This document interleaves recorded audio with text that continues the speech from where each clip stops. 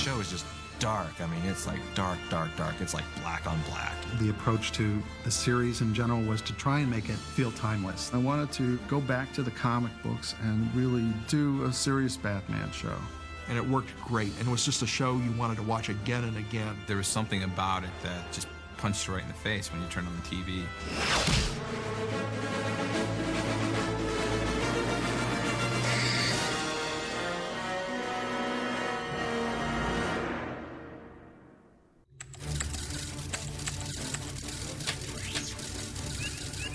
What made Batman the Animated Series just electrifying is that it was unlike anything else we'd ever seen on TV before, and that's what made it just so compelling. The thing about the Batman Animated Series is that it took this world and it took it seriously without taking itself too seriously. So you had a world that you could believe in. Early on, there were a lot of discussions about the direction of the series, and I would speak at length with Bruce about where he wanted the show to go and how he felt Batman should act and speak. Initially, my own personal idea of Batman is quite a bit different than the way he is actually in Batman the Animated Series. Just the logistics of telling a story for television in a film medium. And a lot of the ideas that I had for Batman I knew really wouldn't work for a cartoon. What Bruce and I both found a meeting of the minds on once we got to know each other and we started talking about what we wanted to do with the series, we both were interested in telling real stories. Telling mini movies is the way we were referring to them at the time. We didn't want it to have a typical Saturday morning type approach to the show. They really knew the comics industry, and they knew Batman's history, and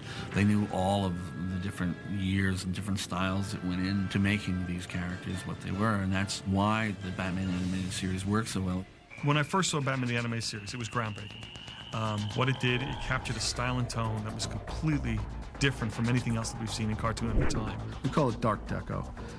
Dark Deco world with some computer technology going for it. It's just another dimension of a contemporary world. In my mind, it was sort of like, what if the 1939 World's Fair had gone on another 60 years or so?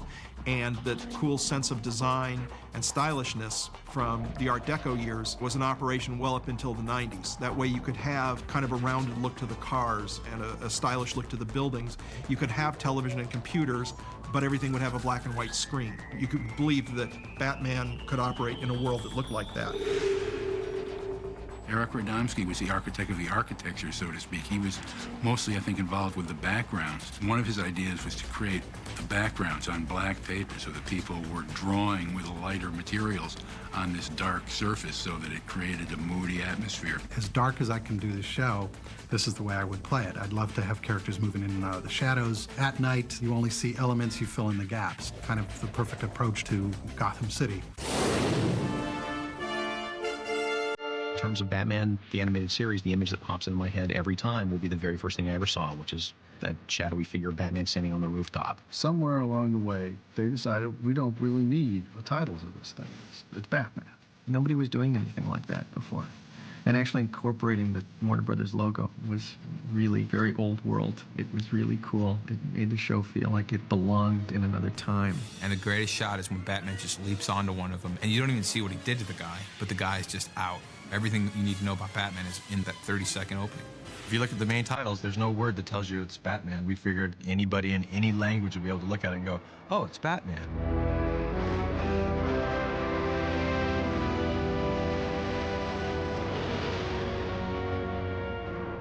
Bruce was very determined to tell the show as visually as possible, which was a challenge and a very bold direction. It was kind of, guerrilla cartoon making to a degree, because we were just taking our skills and knowledge that we had accumulated, but at the same time, willing to throw the rule book out if we thought that we could get a cool cinematic effect out of it or a good storytelling device.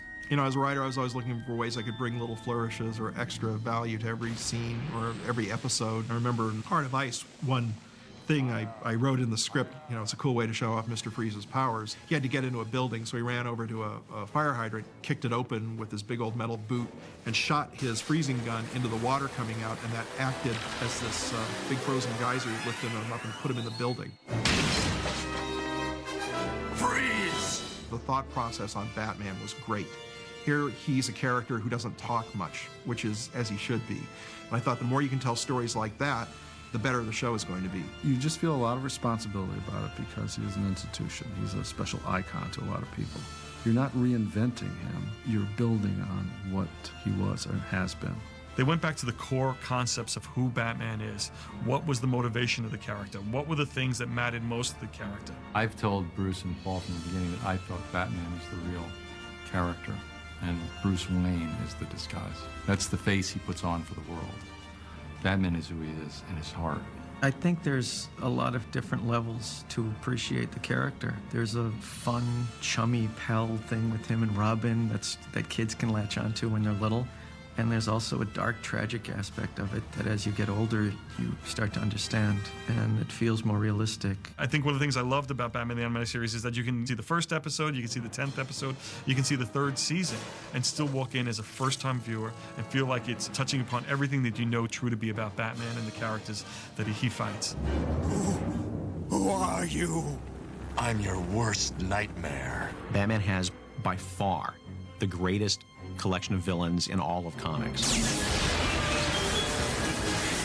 Oops. Looks like we're experiencing technical difficulty. But don't worry, folks. We're still on the air. So often the Joker has been played as sort of like a harmless clown or a total raving psychotic madman, which actually defeats the purpose of doing the character, because then he becomes totally unsavory. He had these really demonic, scary eyes and this tooth-filled grin that looked like the Blue Meanies in Yellow Submarine. With the Joker, I felt we struck a nice balance between the clown and the killer. We also got into his personality a lot and really made him kind of a scary character. And he was a character that you didn't get bored with seeing.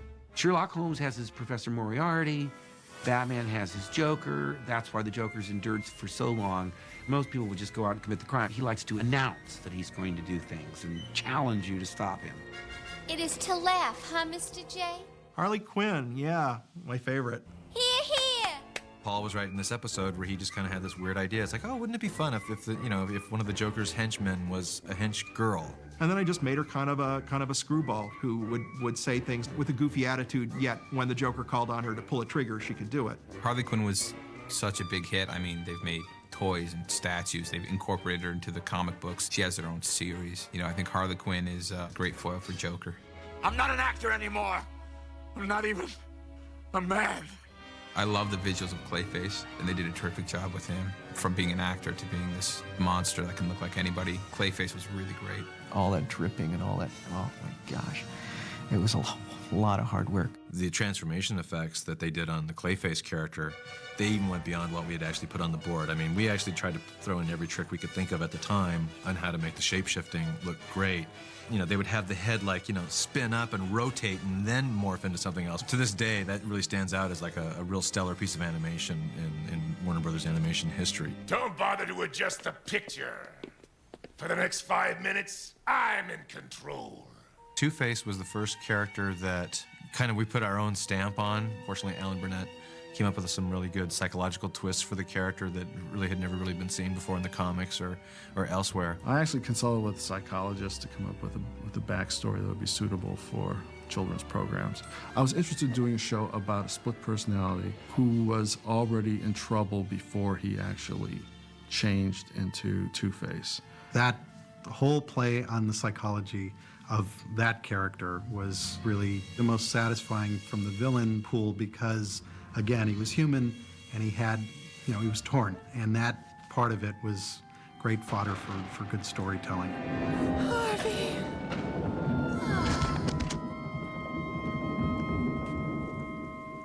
I've read every single Batman story ever published. I've listened to every radio show. I've seen every cartoon. I've read every book. And Heart of Ice is easily one of the best Batman stories ever told. Since you ally yourself with my enemies, you leave me no choice.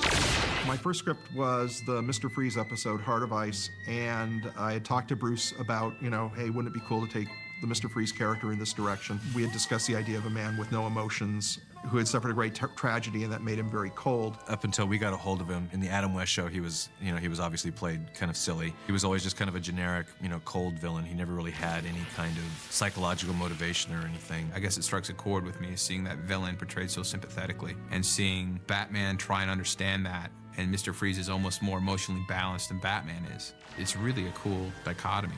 The best episodes of the animated series were moving because they were genuinely about characters, and genuinely about emotions, and genuinely about deep feelings, and they weren't just about people punching each other.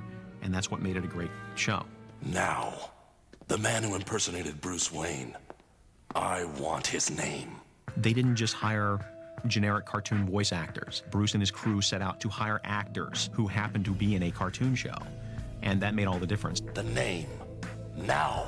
Some of the characters we filled fairly easily, and then some of the ones we kind of had to keep looking for because we just weren't hearing what we wanted to hear. And Batman himself, being the most important character in the series, was also, not surprisingly, the most difficult part to cast. Last chance. Talk! And then we had one of those fine casting moments where an actor walked into the studio. His name was Kevin Conroy, and he got in front of the microphone and he opened his mouth and he finished his audition, and the room of producers and writers and people sat together and said, "We are done." The minute he opened up his mouth and started reading the Batman dialogue, his voice went down into that Batman voice. I just went to a very dark and private place in my vocal range, because it seemed like such a dark, private world he lived in. And we all just kind of went, "Whoa, I think we got him. I think we got our Batman." He's good, but no actor is that good.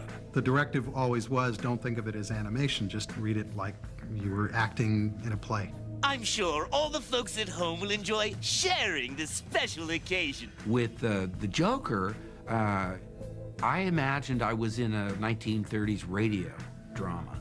They told us from the first day of recording, forget cartoon sounds. We don't want any cartoon voices. We cast a lot of actors who have what we call a voice with character, as opposed to an actor doing a cartoon voice. This is people who have either a recognizable sound or a quality to their voice that is special and identifiable. More than familiar. It's identical. One of the reasons why I remember the Grey Ghost story is because Adam West was the voice of the Grey Ghost. You, like you said, you need my help. When we were casting the part for the Grey Ghost, somebody suggested Adam West. We should get Adam West to play the Grey Ghost. And we all just kind of went, yeah! There was a great parallel story being told between Grey Ghost's origin and Batman's origin. And the fact that they had Adam West playing that role just gave it more meaning and more resonance for me, somebody especially who grew up on the original Batman TV show. That's one of the things that really helped set the Batman show apart from other cartoons on at the time, was that the high caliber of the vocal performances. I'll cancel Master Bruce's rendezvous with Bambi, was it, sir? Yes, Alfred. Do that.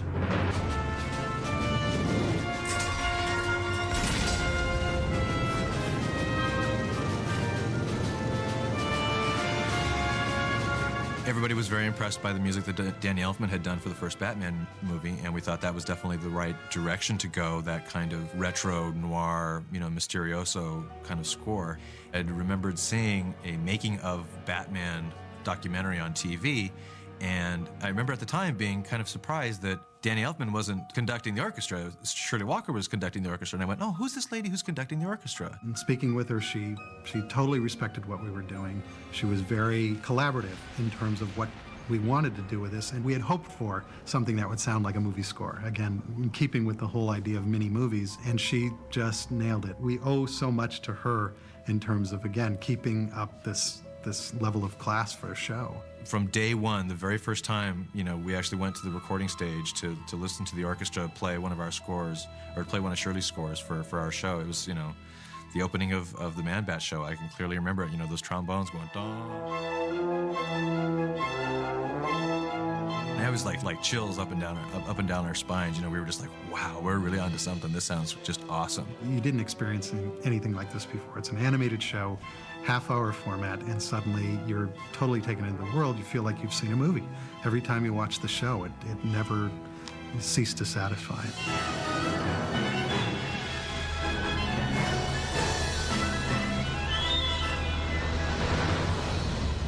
When we got the first show back, animated from Japan on leather wings, Eric and I both just breathed a huge sigh of relief. And even without the score or the sound effects on it, we knew, we'd kind of struck gold. We were so jazzed when we saw that first footage. We saw Batman doing Batman stuff, and it was so cool, and it worked so well.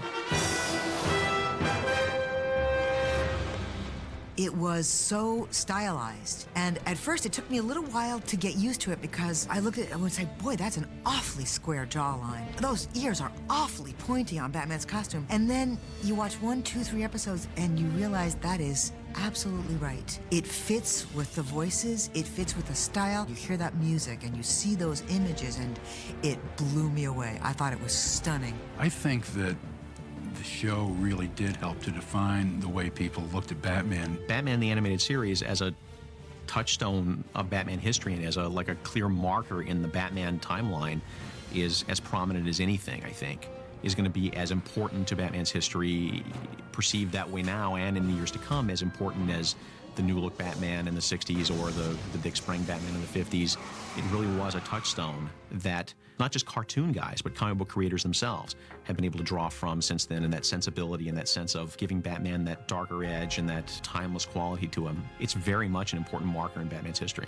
The legacy of Batman the Animated Series is going to be that it raised the bar for the standard of animation. I thought some of these early cartoons especially were so well written, so beautifully animated, such a wonderful gift to those of us who love the comic books. The greatest thing about the Batman series, it pioneered it for so many other things. Without what all these guys did on Batman, we wouldn't have Justice League, we wouldn't have the Superman animated series, we wouldn't have the Teen Titans animated series. We want them to survive and thrive and grow and change, but at the same time they have to keep their iconic status, and that's what these guys did. Batman's character is going to be ongoing, so this is a nice chapter. I'm just pleased to have been part of that series. You know, looking back on it, it was a pretty great time.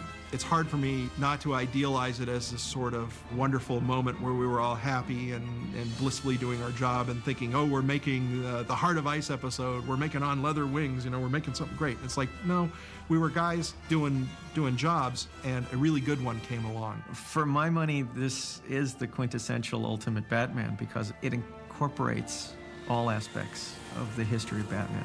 It was the turning point in careers for all of us. And that was pretty cool because I think threw a lot of the guys on the show back to when we were kids and the shows and the films that we'd seen and thought, you know, wow, that's great, I'd love to do that for a living, you know, what a cool job. Suddenly we were in that place, and to have people react to it and enjoy the same things that we were enjoying, that was the ultimate satisfaction. In a way, our version of Batman is, I think, at least I've heard from a lot of people from, you know, who grew up watching the show, that's the Batman they think of when they think of Batman. It's like, oh yeah, that's, you know, the Batman animated series is Batman to me. So it's neat to be a part of that legacy.